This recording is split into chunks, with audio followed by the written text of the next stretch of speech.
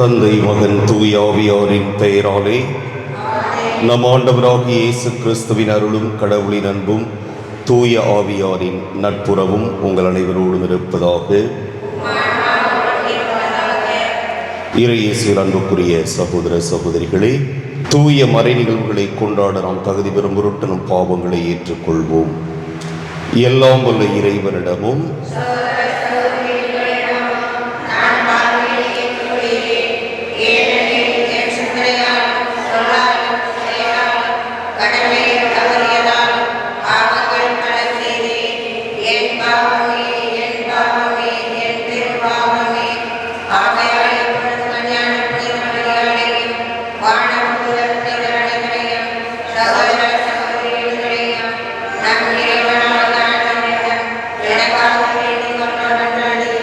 எல்லாம் வல்ல இறைவன் நம் மீது இரக்கம் வைத்து நம் பாவங்களை மன்னித்து நம்மை நிலைவாழ்வுக்கு அழைத்து செல்வாராக. உன்னதங்களிலே கடவுளுக்கு மாட்சி உண்டாகுக, உலகினிலே நன்மரத்தோருக்கு அமைதியாகுக. உம்மை புகழ்கின்றோம், உம்மை வாழ்த்துகின்றோம், உம்மை ஆராதிக்கின்றோம், உம்மை மாட்சிப்படுத்துகின்றோம். உமது மேலான மாட்சியின் பொருட்டு உமக்கு நன்றி கூறுகின்றோம். ஆண்டவராக இறைவா, வானுலக அரசரே, எல்லாம் வல்ல தந்தையாகி இறைவா, ஒரே மகனாய் உதித்த ஆண்டவரே இயேசு கிறிஸ்துவே, ஆண்டவராகி இறைவா, இறைவனின் செம்மறியே, தந்தையின் திருமகனே, உலகின் பாவங்களை போக்குபவரே, எங்கள் மேல் இரக்கமாயிரும். உலகின் பாவங்களை போக்குபவரே, எங்கள் மன்றாட்டை ஏற்றருளும். தந்தையின் வலப்பக்கம் வீற்றிருப்பவரே, எங்கள் மேல் இரக்கமாயிரும். ஏனெனில் இயேசு கிறிஸ்துவே, நீர் ஒருவரே தூயவர், நீர் ஒருவரே ஆண்டவர், நீர் ஒருவரே உன்னதர். தூய ஆவியாரோடு தந்தையாக இறைவனின் மாட்சியில் இருப்பவர் நீரே. ஆமென். மன்றாடுவோமாக. எல்லாம் வல்ல இறைவா, மனித மீட்பு மறை நிகழ்வுகளின் தொடக்கமாகிய இயேசுவை புனித யோசேப்பின் நம்பிக்கைக்கு உரிய காவலில் ஒப்படைத்தீரே. அவருடைய பரிந்துரையால் உமது திரு அவை அந்த மீட்பு பணியை தொடர்ந்து ஆற்றச் செய்வீராக. உம்மோடு தூய ஆவியாரின் ஒன்றிப்பில் இறைவனாய் என்றென்றும் வாழ்ந்து ஆட்சி செய்கின்ற அவர் வழியாகவே மன்றாடுகின்றோம். முதல் வாசகம். உன் வழித்தோன்றலை உனக்கு பின் நான் உயர்த்தி அவனது அரசை நிலைநாட்டுவேன். சாமுவேல் 2ஆம் நூலிலிருந்து வாசகம். அதிகாரம் 7, இறைவார்த்தைகள் 4, 5, 12 முதல் 14 மற்றும் 16. அந்நாள்களில் ஆண்டவரின் வார்த்தை நாத்தானுக்கு அருளப்பட்டது. நீ சென்று என் ஊழியன் தாவீதிடம் ஆண்டவர் இவ்வாறு கூறுவதாக சொல். உன் வாழ்நாள்கள் நிறைவு பெற்று நீ உன் மூதாதையரோடு துயில் கொள்ளும் போது உனக்கு பிறக்கும் உன் வழித்தோன்றலை உனக்கு பின் நான் உயர்த்தி அவனது அரசை நான் நிலைநாட்டுவேன். எனது பெயருக்காக கோவில் கட்டுவிருப்பவன் அவனே. அவனது அரசை நான் என்றும் நிலைத்து நிறுத்துவேன். நான் அவனுக்கு தந்தையாக இருப்பேன், அவன் எனக்கு மகனாக இருப்பான். என் முன்பாக உனது குடும்பமும் உனது அரசும் என்றும் உறுதியாய் இருக்கும். உனது அரியணை என்றுமே நிலைத்திருக்கும். ஆண்டவர் வழங்கும் அருள்வாக்கு. பல்லவி. அவனது வழிமரபு என்றென்றும் நிலைத்திருக்கும். அவனது வழிமரபு என்றென்றும் நிலைத்திருக்கும். ஆண்டவரின் பேரன்பை பற்றி நான் என்றும் பாடுவேன். நீர் உண்மையுள்ளவர் என தலைமுறை தோறும் என் நாவால் அறிவிப்பேன்.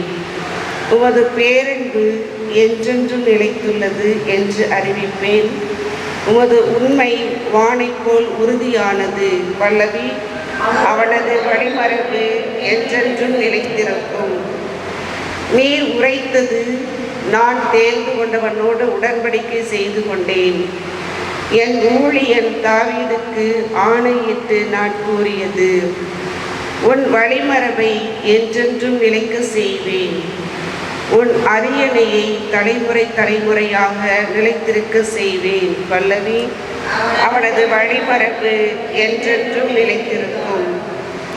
நீரே என் தந்தை, என் இறைவன், என் மீட்பின் பாறை என்று அவன் என்னை அழைப்பான்.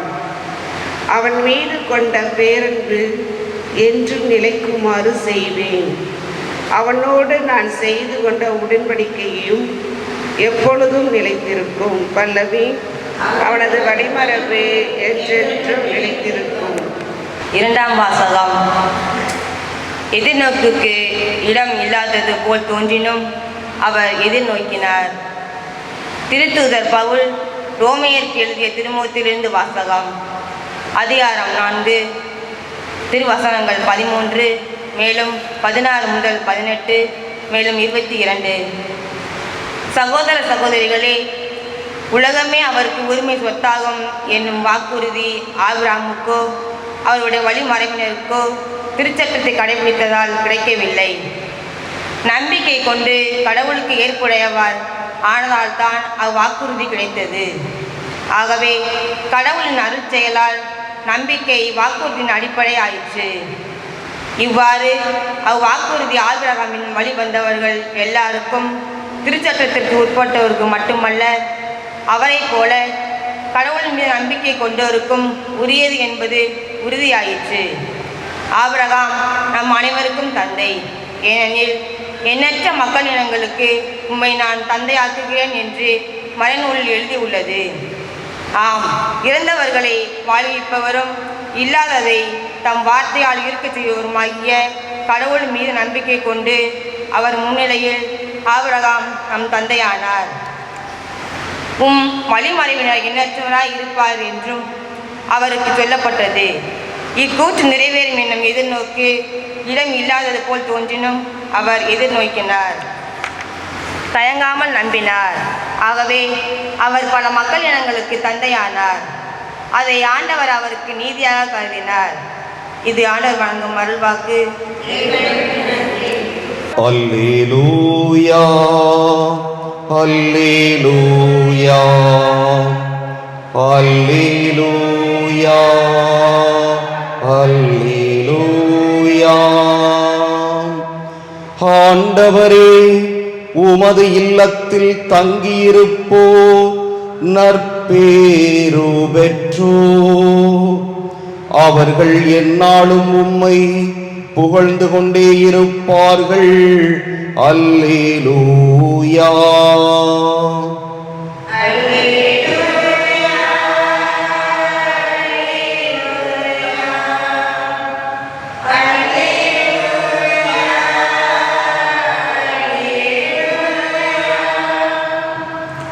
ஆண்டவர் உங்களோடு இருப்பாராக.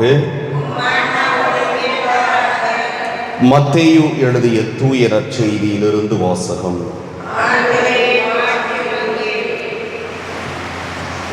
முதல் அதிகாரம் இறைவாக்குகள் 16 மற்றும் 18 முதல் 21, மேலும் 24 இறுதியாக. யாக்கோபின் மகன் மரியாவின் கணவர் யோசேப்பு, மரியாவிடம் பிறந்தவரே கிறிஸ்து என்னும் இயேசு. இயேசு கிறிஸ்துவின் பிறப்பை ஒட்டிய நிகழ்வுகள். அவருடைய தாய் மரியாவுக்கும் யோசேப்புக்கும் திருமண ஒப்பந்தம் செய்யப்பட்டிருந்தது. அவர்கள் கூடி வாழும் முன் மரியா கருவுற்றிருந்தது தெரிய வந்தது. அவர் தூய ஆவியால் கருவுற்றிருந்தார். அவர் கணவர் யோசேப்பு நேர்மையாளர். அவர் மரியாவை இகழ்ச்சிக்கு உள்ளாக்க விரும்பாமல் மறைவாக விலக்கிவிட திட்டமிட்டார். இவர் இவ்வாறு சிந்தித்துக் கொண்டிருக்கும் போது ஆண்டவரின் தூதர் அவருக்கு கனவில் தோன்றி, யோசேப்பே, தாவீதின் மகனே, உம் மனைவி மரியாவை ஏற்றுக்கொள்ள அஞ்ச வேண்டாம். ஏனெனில் அவர் கருவுற்றிருப்பது தூய ஆவியால்தான். அவர் ஒரு மகனை பெற்றெடுப்பார். அவருக்கு இயேசு என பெயரிடுவீர். ஏனெனில் அவர் தம் மக்களை அவர்களுடைய பாவங்களில் இருந்து மீட்பார் என்றார். யோசேப்பு தூக்கத்திலிருந்து விழித்தெழுந்து ஆண்டவரின் தூதர் தமக்கு பணித்தவாறே தம் மனைவியை ஏற்றுக்கொண்டார். கிறிஸ்துவின் நற்செய்தி. இரு இயேசுவில் அன்புக்குரிய சகோதர சகோதரிகளே, இன்று தாயாம் திரு அவை புனித யோசேப்பு என்று நாம் அழைக்கின்ற சூசையப்பர் விழாவை கொண்டாடுகின்றது. இது ஒவ்வொரு ஆண்டு தவக்காலத்தில் தான் வரும். மார்ச், இன்னைக்கு என்ன தேதி? 19. இந்த தவக்காலத்தில் 40 நாள் நாம் தவம், நோன்பு அப்படி இப்படின்னு இருந்தாலும், நிறைய பேர் வெஜிடேரியன் சாப்பிட்டாலும் இந்த ஒரு நாள் திருச்சபை தளர்த்தி நீங்கள் நான்வெஜ் சாப்பிட்டுக்கலாம், திருப்பலியில் உன்னதங்களிலே பாடணும், அல்லேலூயா பாடணும் கண்டிப்பாக என்று இன்றைய நாளை ஒரு பெருவிழாவாக நமக்கு அறிவித்திருக்கிறது. இந்த யோசேப்பை பற்றி நாம் சிந்திக்கின்ற பொழுது ஒன்றே ஒன்று மட்டும்தான். நம்முடைய உள்ளத்திலே நாம் எவ்வளவோ ஆசைகள் வைத்திருக்கலாம், திட்டங்கள் வைத்திருக்கலாம். இது நம்முடைய ஆசையாக இருக்கலாம், நம்முடைய திட்டமாக இருக்கலாம். ஆனால் கடவுள் நமக்கென்று ஒரு திட்டம் வைத்திருப்பார். நமக்கு எது நல்லதோ, எது தேவையோ அந்த திட்டத்தை நமக்கு கடவுள் வைத்திருப்பார்.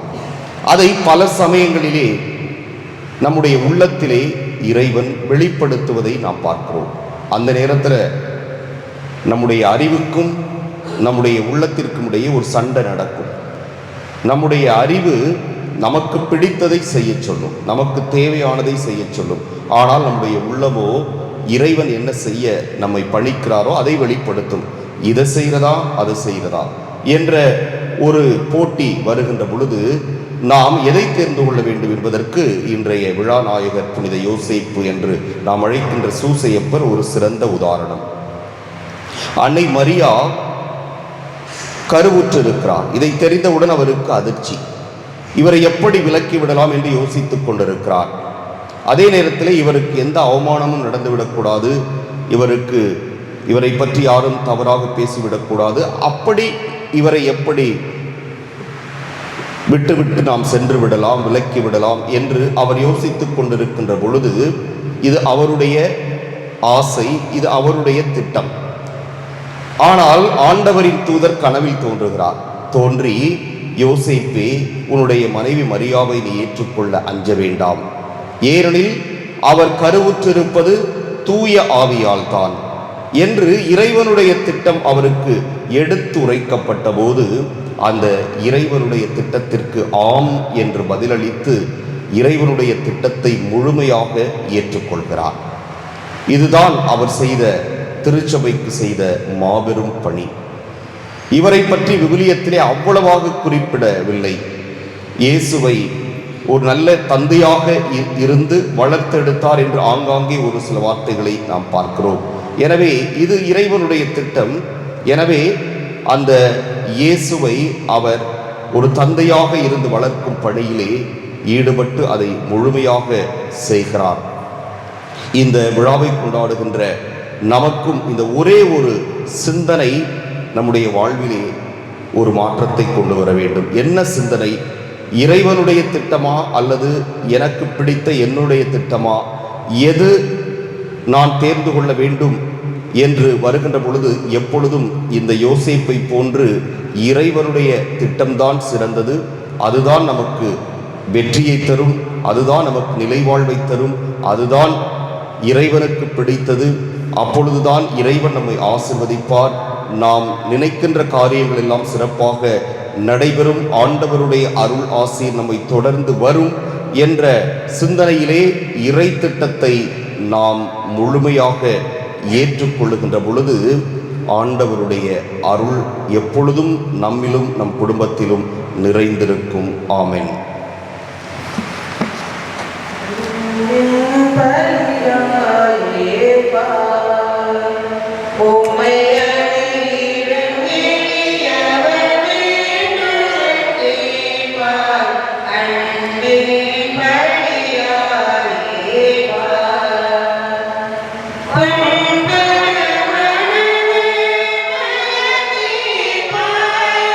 ஆண்டவரே அனைத்து வாழ்த்துக்குரியவர்கள் தப்பத்தை பெற்றுக் கொண்டோம். இடத்தில் உடையும் மனிதனுக்கு பயணமான தப்பத்தை ஒப்புக் கொடுக்கிறோம். எங்களுக்கு வாழ்வழிக்கும் நோக்கமாக மாறும் இறைவன் என்று வாழ்த்து பெறுவாராக.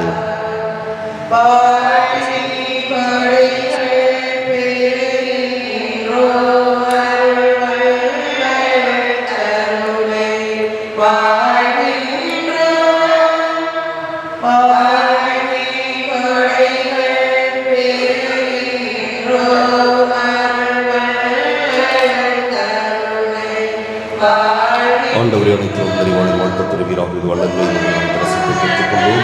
திராட்சை செடி மனது உழைக்கும் பயணமான அரசத்தை ஒப்புக் கொடுக்கும் ஆன்மீக வாரமாக மாறும் இறைவன் என்று வாழ்த்து பெறுவாராக.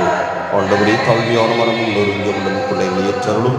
ஆண்டவரே இறைவானாக என்று திருமணத்துக் கொடுக்கும் கொண்டதாவதாக.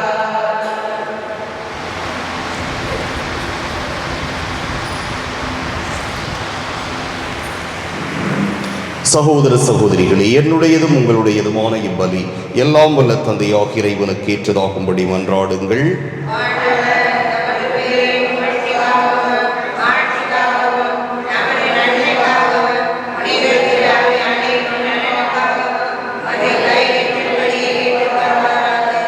ஆண்டவரே, புனித கன்னிமரியாவிடமிருந்து பிறந்தவும் ஒரே திருமகனுக்கு புனித யோசேப்பு பேரன்போடு பணிபுரிந்தார். அவ்வாறே நாங்களும் உமது பீடத்தில் தூய இதயத்துடன் திருப்பணி புரிய தகுதி பெறுவோமாக. எங்கள் ஆண்டவராகிய கிறிஸ்து வழியாகவே மன்றாடுகின்றோம். ஆண்டவர் உங்களோடு இருப்பாராக. இதயங்களை மேலே எழுப்புங்கள். நம் இறைவனாகிய ஆண்டவருக்கு நன்றி கூறுவோம். ஆண்டவரே, தூயவரான தந்தையே, என்றும் உள்ள எல்லாம் வல்ல இறைவா, என்னாலும் எவ்விடத்திலும் நாங்களும் உமக்கு நன்றி செலுத்துவதும் புனித யோசேப்பின் பெருவிழாவில் தக்க புகழுரை சாற்றி உம்மை ஏத்தி போற்றுவதும் மெய்யாகவே தகுதியும் நீதியுமாகும். எங்கள் கடமையும் மீட்புக்கு உரிய செயலும் ஆகும். நேர்மையாளராகிய அவரை கடவுளின் தாயாகிய கன்னி மரியாவுக்கு கணவராக தந்தருளினீர். தூய ஆவி நிழலிட்டதால் அந்த அன்னை கருத்தரித்த உம்முடைய ஒரே திருமகனாகிய எங்கள் ஆண்டவர் இயேசு கிறிஸ்துவுக்கு தந்தையைப் போல் இருந்து காப்பாற்றும் வண்ணம் நம்பிக்கையும் உண்மதியும் உள்ள பணியாளர் என அவரை உமது குடும்பத்துக்கு தலைவராக ஏற்படுத்தினீர்.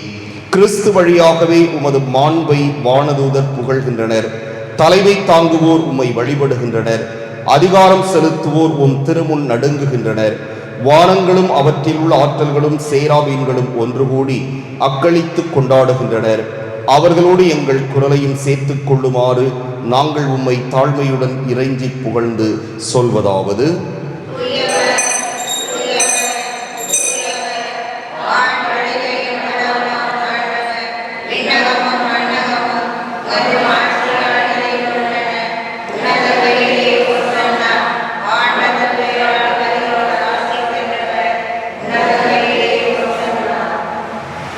ஆண்டவரே, நீர் மெய்யாகவே தூயவர், தூய்மை அனைத்துக்கும் ஊற்றாகவே உம்முடைய ஆவியை பொழிந்து இக்காணிக்கைகளை தூய்மைப்படுத்த உம்மை வேண்டுகிறோம்.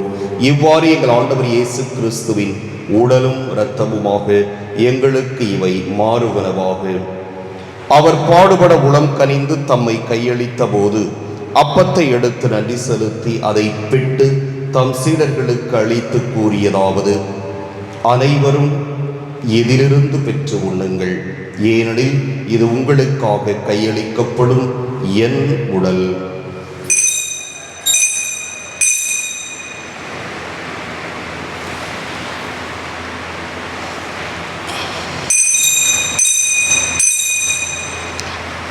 அவ்வண்ணமே இரவு விருந்தை அருந்தியபின் கிண்ணத்தையும் எடுத்து மீண்டும் உமக்கு நன்றி கூறி தம் சீடர்களுக்கு அளித்தவர் கூறியதாவது: அனைவரும் இதிலிருந்து பெற்று பருகுங்கள், ஏனெனில் இது புதிய நிலையான உடன்படிக்கைக்கு உரிய என் இரத்தத்தின் கிண்ணம்.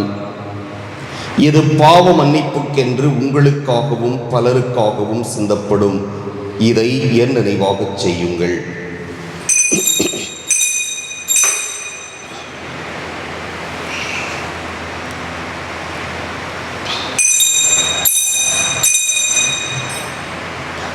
நம்பிக்கையின் மறைபொருள்.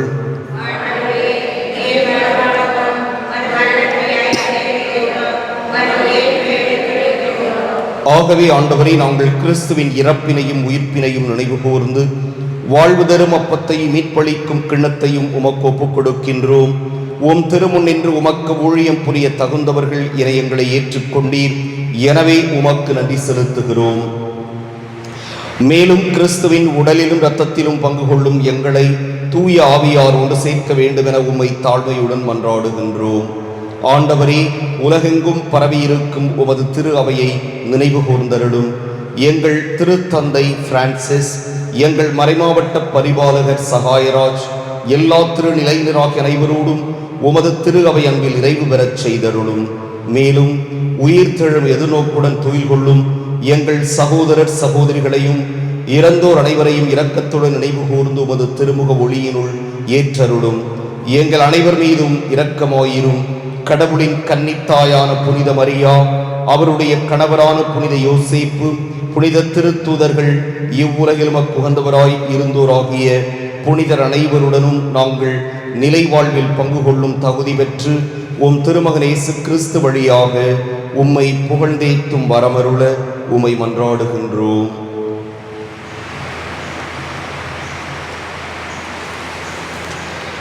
இவர் வழியாக இவரோடு இவரில் எல்லாம் வல்ல இறைவனாகிய தந்தையே, தூய ஆவியாரின் ஒன்றிப்பில் எல்லா புகழும் ஆட்சியும் என்றென்றும் உமக்கு உரியதே.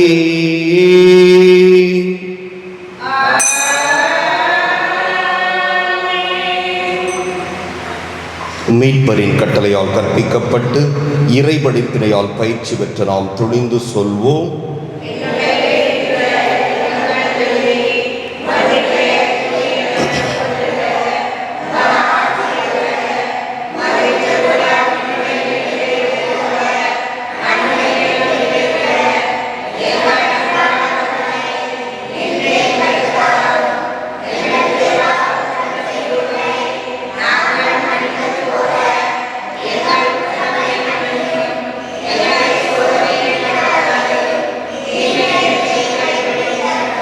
ஆண்டவரே, தீமை அனைத்திலிருந்தும் எங்களை விடுவித்து எங்கள் வாழ்நாளில் அமைதியை கனிவுடன் அருளவுமை மன்றாடுகிறோம்.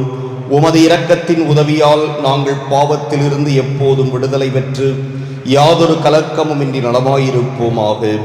நாங்கள் எதிர்நோக்கி இருக்கும் பேரின்பத்திற்காகவும் எமீட்பராகிய இயேசு கிறிஸ்துவின் வருகைக்காகவும் காத்திருக்கின்றோம்.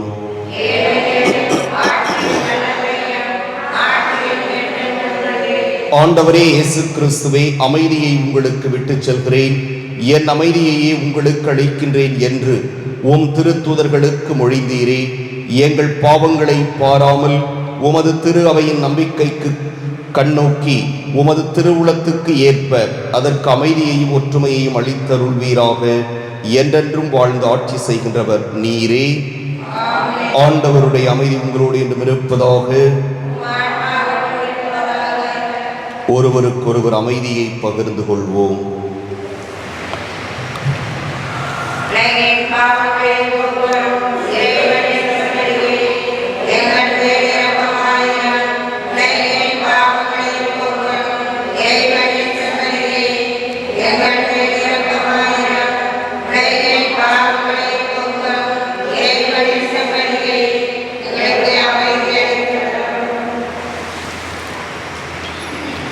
இதோ இறைவனின் செம்மறி, இதோ உலகின் பாவங்களை போக்குபவர். செம்மறியின் விருந்துக்கு அழைப்பு பெற்றோர் பேறு பெற்றோர்.